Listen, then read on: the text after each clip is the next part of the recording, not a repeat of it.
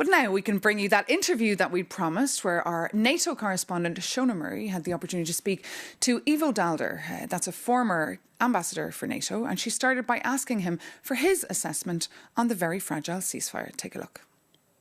Although we've been 6 weeks into a war, an extraordinary bombing campaign by the United States and Israel, and I think Iran has the upper hand. I mean, that has been clear for quite a while.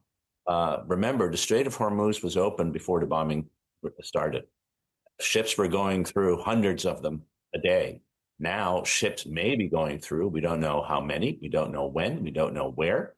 And in any case, the Iranians are claiming they will maintain control. The armed forces of Iran will maintain control over shipments through the straits. That is a massive change in Iran's benefit and to the detriment not only of the United States and Israel, but frankly, to all the Gulf states who need the access to the strait and so many others who depend on it. Well, I suppose also your heart would go out to the Iranian people who were protesting back in January, who were encouraged to continue their protests, who were promised that the Americans and the Israelis would assist them in regime change. And in actual looks like the Iranian regime has an even more ironclad control.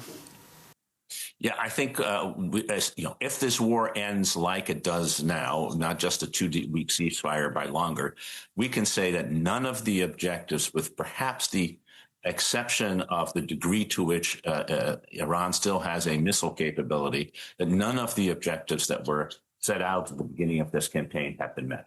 So when you look at it all, you say, why did we go to war? And if this is the result, you can't but conclude that this was a strategic blunder of historic proportion. The other question is the damage that has been done to NATO. I mean, you mentioned earlier there that allies have said this is not our war. NATO is a defensive organisation. You know, they were pretty clear cut about that. Donald Trump is threatening to leave NATO. He's humiliating NATO. It's a paper tiger. What is the impact of this? Well, I mean, clearly what's happened over the last 6 weeks has been extraordinarily damaging to NATO, coming on top of the extraordinarily damaging episode of agreements. And I think the 3 months that have just passed, we will look back at it as the worst crisis that NATO has had in 77 years. It will end up with all European countries doubting that the United States, or at least a United States led by Donald Trump, can still be counted upon as a reliable ally when it comes to Article 5 or the collective defense of their territory. You know that Vladimir Putin is really, can't believe his luck with this war in Iran. I mean, Donald Trump removed some of the sanctions on oil and so on. But if, let's say, he were to maybe test Article 5, maybe going into Estonia or one of those places, I mean, do you think that he might be a little bit more inclined to do that now, seeing the disarray within the alliance? Oh, absolutely. I think we are living in an extraordinarily dangerous period of time. We see a divided NATO, which has been the goal of first the Soviet Union and then Russia for the better part of 80 years.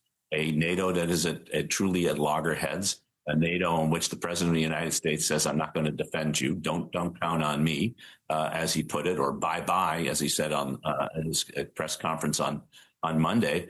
It's a good time to test NATO if you are sitting in Moscow. By the way, it's a good time to test what you could get away with in Taiwan if you're sitting in Beijing, because much of the U.S. military capability has been moved to the Gulf, and indeed much of the U.S. military capability has been expanded on this war, which turned out to be a strategic blunder of historic proportion. So we're living in a world where the possibility of major adversaries taking advantage of European weakness and American self-inflicted wounds is larger now than any time in my lifetime, and frankly, probably any time in anybody's lifetime. Final question, Ivo, because you're dual national, you're born in The Hague, but I want to ask you a little bit about Mark Rutte's modus operandi when it comes to Donald Trump, because some people have found it a bit grating over the last few months that he hasn't been firm enough with Donald Trump.